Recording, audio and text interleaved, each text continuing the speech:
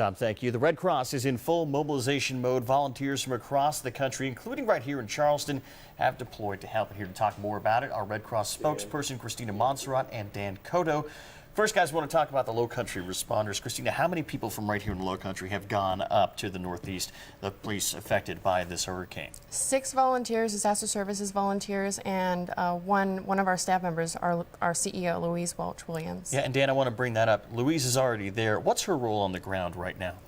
Well, she is just working with the CEO of that local area to help with coordinating with anything to support the volunteers, fundraising, those kind of things, PA. Have you spoken to her yet? What's the situation on the ground up there right now?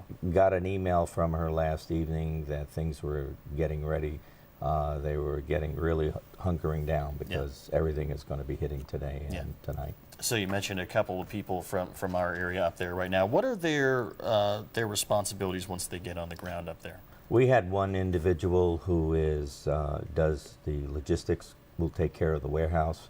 The other individuals are part of the ERV crew, the emergency vehicle, those vehicles that will go out and deliver food to either shelters or remote sites, as well as distribution points for needs of the clients. Now we have that Mack truck that's down here that the Red Cross has. Has that already been shipped out? Yeah, we actually all 5 of them from here of both regions have been sent, and 3 of them are stationed in Virginia, and 2 more went up to West Virginia yesterday. Wow. Christina, when those volunteers go, are they eventually relieved, after a certain amount of, on-duty time, or are they up there until this thing blows over? They're up there until things blow over.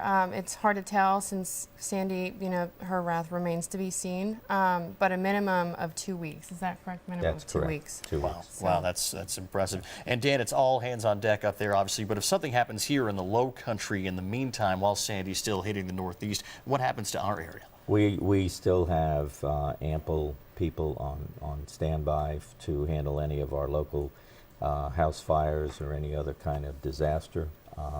We don't deploy everyone. I'm very careful about how many people I can actually deploy. That's why we're deploying from all the 35 counties within South Carolina of my responsibility. Well, we applaud the work you do, and thank you both for waking up early and joining us. They're very informative. We appreciate it. Thank you so much. Thank you. Best of luck to everyone up there as well. Tessa, how about we'll send it over to you.